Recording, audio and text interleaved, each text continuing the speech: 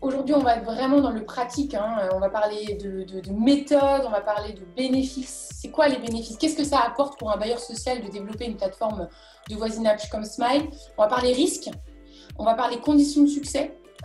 Qu'est-ce qu'on doit faire en tant que bailleur social pour assurer un succès d'un projet Smile, avoir des usages, avoir de l'adhésion. Et après, on vous expliquera aussi comment on va mesurer cet impact, comment on va mesurer ce succès, comment on va mesurer ses performances. Alors aujourd'hui, nous travaillons avec à peu près une trentaine de bailleurs en France, des grands bailleurs français, nationaux, mais aussi des petits bailleurs. Donc on a une méthode qui est éprouvée, une méthode qui est efficace. On va orchestrer effectivement un plan de communication multicanal pour gérer et générer un succès Smile. Je suis ravie en tout cas d'être avec vous aujourd'hui. Merci beaucoup pour votre participation. L'idée, c'est effectivement de vous parler de Smile, de vous parler des bénéfices, des risques et des conditions de succès pour assurer ce projet. Donc, avant de rentrer dans le concret, juste vous rappeler qui on est. Smile est une plateforme digitale multiservice, donc accessible par tous, qui permet vraiment de mutualiser ses ressources, de mutualiser des objets, des services, des trajets, des achats, de dynamiser sa vie de quartier, de retrouver l'agenda du quartier, publier des événements, des petits sondages, des alertes.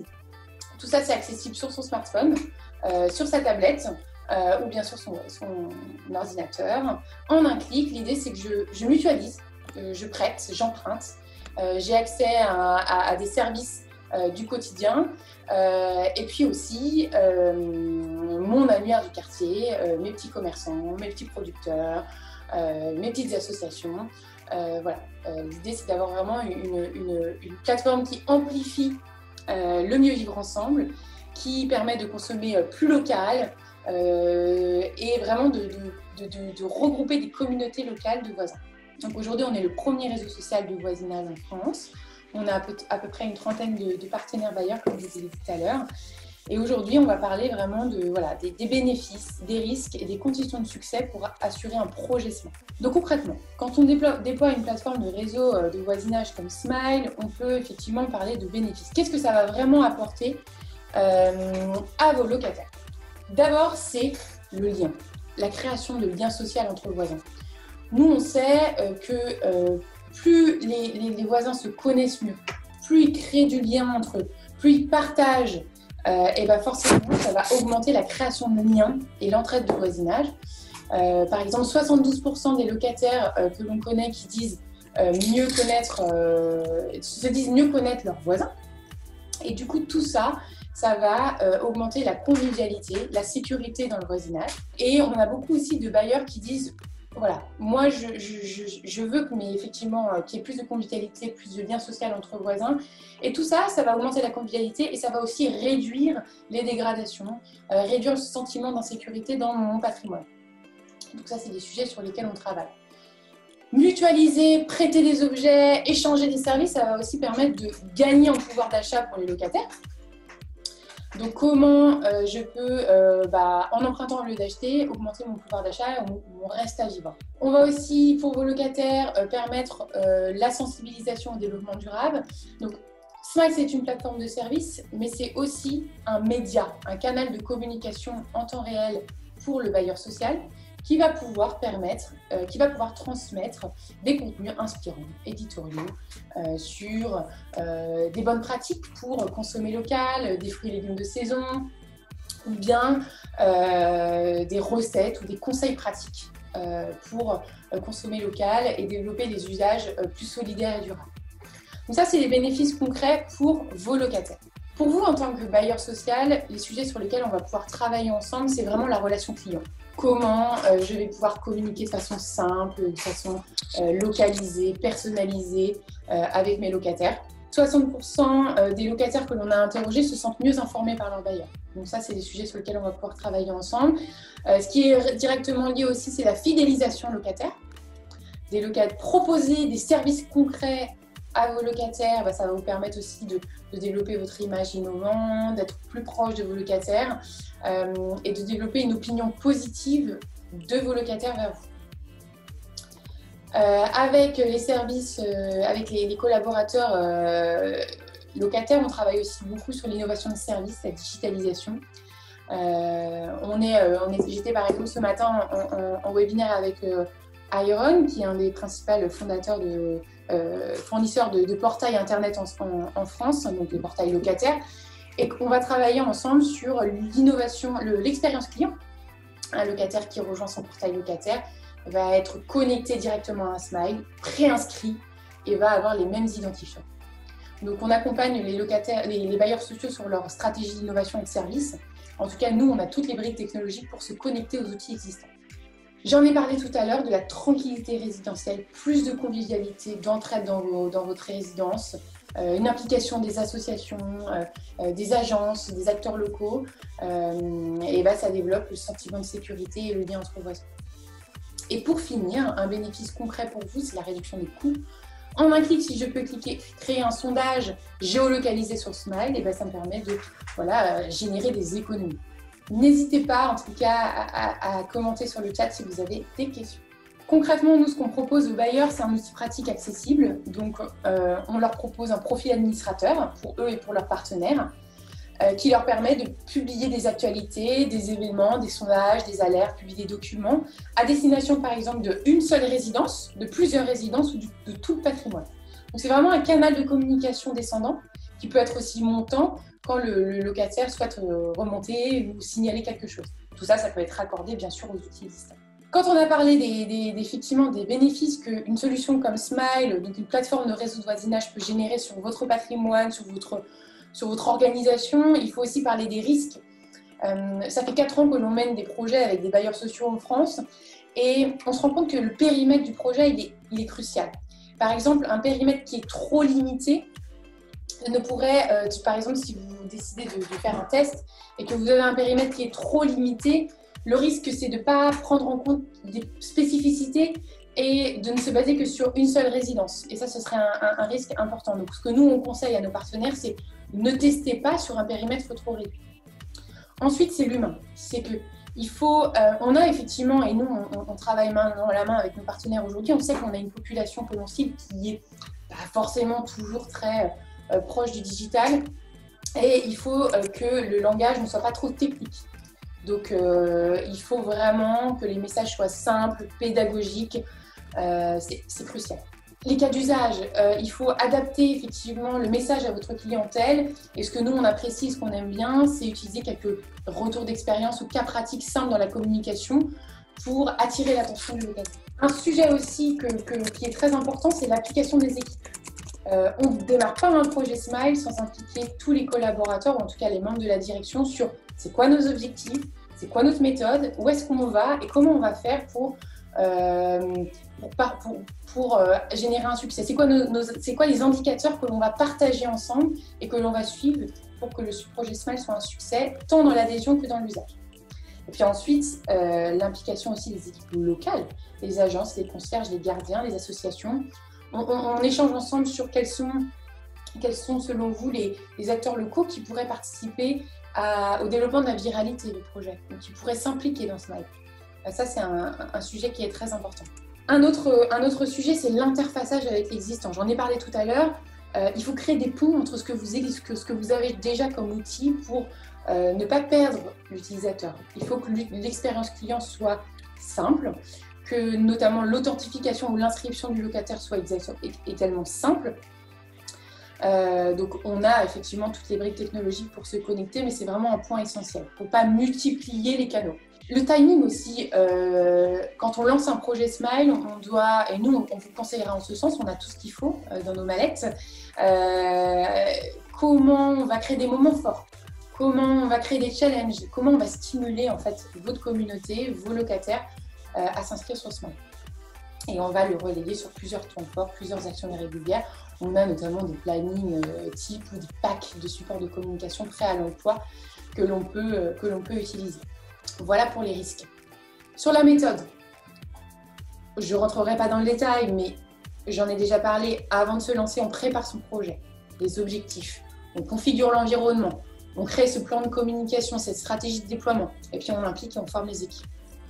Ensuite, on va pouvoir lancer cette campagne d'adhésion qui doit être terrain et digital, en fonction de votre patrimoine, en fonction des spécificités qu'on a. Si on n'a pas de gardien, ben, c'est pas grave, on pourra avoir peut-être un ambassadeur Smile sur qui on pourra compter, que l'on pourra outiller, qu'on pourra challenger. Voilà, on va essayer de réunir tous les ingrédients pour avoir un maximum d'inscriptions. Et puis ensuite, une fois qu'on aura réussi cette campagne d'adhésion, on va pouvoir valoriser ceux qui se sont inscrits. Relancer la communication avec des supports un peu originaux. On va pouvoir faire des jeux concours, des campagnes de communication spécifiques. Et puis tout ça, ça sera suivi. Toutes ces performances, ce sera suivi dans un rapport d'impact que je vais vous présenter tout à l'heure. Mais en tout cas, il faut valoriser ceux qui, en tout cas, sont motivés. Déployer un projet Smile, c'est bien, mais il faut pouvoir mesurer son impact social, économique, environnemental. Donc nous, on vous transmet chaque trimestre un rapport qui donne bien sûr toute la synthèse des inscriptions, de l'évolution. Ok, on voit, on a un pic d'évolution, on a une pic d'inscription. Est-ce qu'on peut le corréler à une action marketing, oui ou non? Et tout ça, on va pouvoir le mettre en lumière. On va pouvoir mesurer l'impact social qu'une solution comme Smile a généré sur votre parc. Donc, combien ça a créé d'échanges, de partage entre voisins, combien ça a généré de pouvoir d'achat, quel impact territorial aussi ça a généré sur le tissu associatif, qui s'implique, comment et pourquoi ça marche. L'impact environnemental, j'ai covoituré avec mes voisins, ça a réduit de temps l'empreinte carbone. J'ai posté l'équipe marketing de Smile où le bailleur a publié du contenu à visée de sensibilisation environnementale. Est-ce que ça marche? Est-ce que les locataires sont intéressés par ces contenus ou pas? Tout ça, on le suivra ensemble. Donc, vous l'aurez compris, pour qu'un projet Smile fonctionne, il y a 3 conditions essentielles. Une définition des enjeux qui sont prioritaires. L'implication, donc voilà, qu'est-ce qui vous intéresse? Parce qu'on a des bailleurs qui vont vraiment travailler sur la relation et la fidélisation client. D'autres bailleurs qui vont plus travailler sur l'innovation de service et proposer des services différenciants nouveaux aux locataires. D'autres qui vont vraiment travailler sur la convivialité, la réduction des incivilités. Tout ça, on pourra le travailler ensemble. L'autre condition essentielle pour réussir son projet, c'est bien sûr le périmètre et les acteurs locaux que l'on va impliquer. Et ensuite, la troisième condition, c'est bien sûr le plan de communication qui doit être orchestré, régulier, multi-support, et avec différents temps forts. Mais tout ça, on vous accompagne pour que le projet Smile soit un succès. Pour aller un petit peu déjà dans les détails de ce que nous, on va proposer comme service dans Smile, c'est vraiment, on y retrouve, mais j'ai déjà donné quelques exemples en introduction, mais du prêt, du don d'objets, du partage de compétences, de l'achat groupé, des groupes, l'annuaire du quartier. En tout cas, on se fera un plaisir de vous faire une démo concrète de Smile lors d'un échange avec vos équipes. On est là pour ça et on pourra aller vraiment dans le détail du potentiel de la plateforme pour vous et pour vos locataires. Ça fait déjà 20 minutes. Presque 20 minutes. Vous retrouvez en tout cas quelques mock-ups à l'écran, l'agenda du quartier, le fil d'actualité et puis de toute façon le mieux c'est de découvrir Smile. On a aussi une page Agir. La page Agir, c'est vraiment la page qui regroupe tous les communs. La boîte à dons du quartier, la boîte à jeux partagés, la boîte à outils du quartier, et puis aussi des contenus, des inspirations au quotidien pour stimuler vos locataires. Le produit, la plateforme Smile va inspirer vos locataires et aussi leur proposer des partages un peu préformatés pour qu'ils passent à l'action tout de suite et que vous ayez vraiment déjà, qu'ils comprennent très vite à quoi ça sert et qu'est-ce qu'ils vont pouvoir faire vraiment sur Smile. Et pour finir, le point important, c'est la fiabilité et la sécurité de cette plateforme. Pas de pseudo, une conformité RGPD, une modération de tous les contenus par une autre équipe. On vérifie que les contenus soient sécurisés et conformes à la légalité. Une assurance, j'ai parlé de prêt d'objets ou d'échange de services. Tout ça, c'est encadré et assuré par notre partenaire Maïf. Donc ça, c'est unique. C'est que vous allez avoir une vraie tranquillité d'esprit lors de la mise en place de Smile. On va gérer la modération, on va gérer l'inscription et on va gérer l'assurance. Et pour finir, c'est important les valeurs qui sont portées par Smile et aussi le fait qu'on n'ait pas de publicité sur Smile. Vous voyez par exemple à l'écran à droite un exemple de partage préformaté. Un locataire qui s'inscrit sur Smile demain, on va lui dire « Ok, est-ce que vous seriez prêt à dépanner des œufs et de la farine à un voisin si quelqu'un vous le demande, oui ou non ?» Si vous cliquez sur oui, ça crée déjà votre premier partage. Et ça, on va le faire en fonction des saisons, en fonction des contextes, pour vraiment aller stimuler les usages. Certains de nos partenaires bailleurs prennent la main aussi sur ça et travaillent avec nous sur comment moi, en tant que bailleur social, je peux publier des contenus sponsorisés à mon image, à mes couleurs. Et s'il y a des thématiques qui me tiennent à cœur, notamment, je ne sais pas moi, le tri sélectif par exemple, je vais pouvoir utiliser Smile et pousser du contenu personnalisé sur cette thématique. Et voilà, c'est déjà la fin de cette prise de parole. L'idée, c'est qu'on va vous laisser réagir un petit peu à tout ça. Si vous avez voilà, des petites questions à nous donner. Est-ce que vous pensez que Smile pourrait vous aider à développer la solidarité, l'entraide auprès de vos locataires dans les mois à venir? Voilà, donc là, on vous lance un petit sondage que vous pouvez répondre en temps réel. Et puis, n'hésitez surtout pas à poser des questions en direct ou prendre la parole.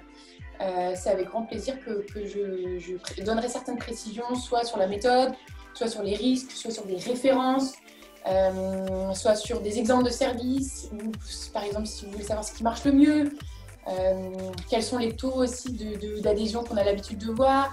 Voilà, tout ça, n'hésitez surtout pas, je répondrai avec plaisir.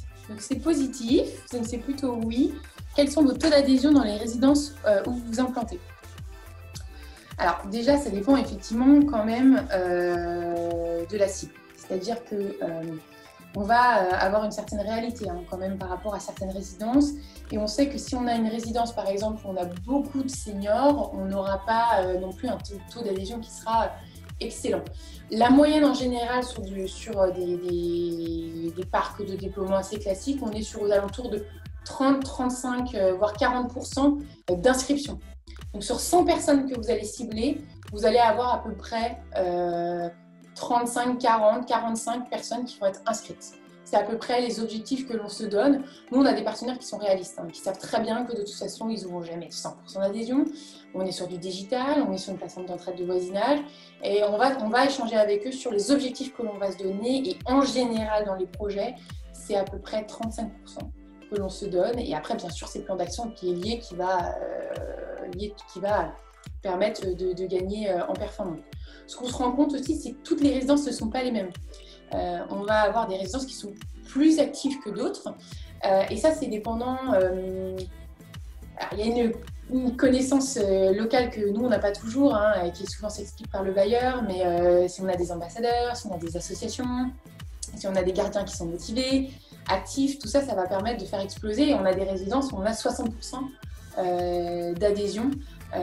Donc, gardez en tête à peu près 30-40%. Les références, alors on en a beaucoup. C'est vrai qu'on peut effectivement travailler avec des grands bailleurs comme Paris Habitat ou CDC Habitat. Alors les références, c'est vrai que si vous êtes OPH, je vais peut-être plutôt vous donner des références OPH comme Habitat 77 ou Habitat Sud-Atlantique. Si vous êtes ESH, je sais que j'ai vu que Solène était connectée, on travaille avec Erilia. On travaille avec Archipel Habitat en Bretagne, on travaille avec des coopératives comme le Logis Breton. On a à peu près une trentaine de références. Neolia aussi, du côté de Strasbourg, Besançon, Montbéliard. En tout cas, si vous voulez des contacts précis, n'hésitez pas à revenir vers nous. Mon mail, c'est pauline@smile.com. Demandez-moi des contacts concrets en fonction de combien vous avez de logements et la gouvernance que vous avez. Et en fonction de ça, je pourrais vous donner les bons contacts. Parce que si vous êtes DSI ou si vous êtes DIR Marketing, je vous donnerai effectivement plutôt un confrère qui a le même métier que vous. Alors, une idée des tarifs, l'idée c'est qu'on travaille sur une licence annuelle en fonction de la licence logicielle, qui va couvrir effectivement toute l'utilisation des services, la modération, l'utilisation du canal média, l'hébergement, etc. Donc ça, c'est un pack qui est couvert, qui est en fonction, qui a un coût annuel par logement. On est aux alentours en général de 1 à 5 euros par an par logement en fonction de la taille de votre patrimoine. Et en tout cas, on apprécie que aussi nos partenaires nous challenge sur le modèle Certains souhaitent que ce soit à l'inscrit uniquement, donc ça on peut complètement en discuter avec vous. Et ensuite c'est de la prestation de service, marketing et gestion de projet. Donc l'idée c'est d'avoir un package au moins sur le lancement pour vous accompagner et puis après que vous n'ayez plus que votre abonnement à avoir pour le déploiement de Smile. Donc une licence et de la prestation de service. Seine-Saint-Denis,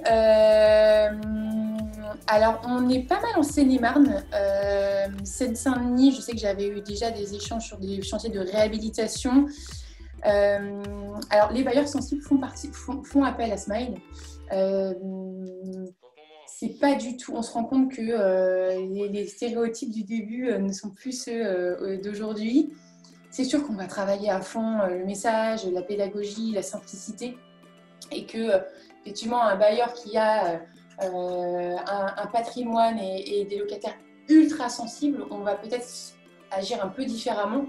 Non, au contraire. On a souvent des belles surprises aussi sur des patrimoines qui sont sensibles et qu'au fond, on voit que ça marche quand même. Donc, tout est une question de méthode, en fait. Et aussi d'implication du bailleur et de volonté de déployer ses services. En Seine-Saint-Denis, je ne crois pas qu'on ait encore de bailleurs, mais si Seine-Saint-Denis Habitat épargne-nous aujourd'hui, en tout cas, on sera ravis d'échanger avec. En tout cas, c'est vrai que nous, on a vraiment éprouvé cette méthode depuis 4 ans et les bailleurs qui nous connaissent depuis longtemps savent qu'on travaille vraiment le produit, l'expérience client. C'est essentiel d'avoir une plateforme fiable qui fonctionne et qui réponde vraiment aux besoins des locataires. Et ensuite, on travaille vraiment de plus en plus main dans la main avec nos partenaires pour orchestrer ce projet de façon sérieuse, prendre en compte les spécificités de votre patrimoine, les spécificités de votre territoire, impliquer les acteurs locaux. Toutes ces clés, en fait, toutes ces recettes vont vraiment permettre de générer du succès. D'ailleurs, je vous donne rendez-vous demain. On a lancé une grande enquête nationale avec l'Institut YouGov sur comment se préparent les bailleurs au monde de demain et comment ils ont réagi à cette crise du Covid-19 et quelles vont être leurs priorités de demain.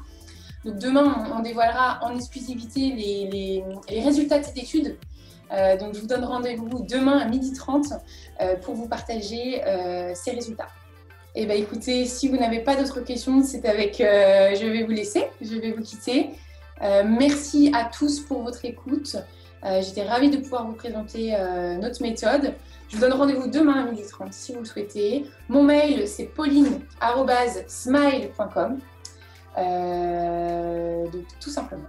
Et n'hésitez surtout pas à m'envoyer un petit message. Je vous répondrai avec grand plaisir et on pourra poursuivre la discussion. Je sais que vous aimez bien avoir des démos concrètes, donc je pourrais vraiment aller vraiment dans la pratique. Voilà. Merci à tous. Très bonne journée et puis bonne conférence si vous continuez à écouter toutes les startups qui se présentent à Gisèle et HLM.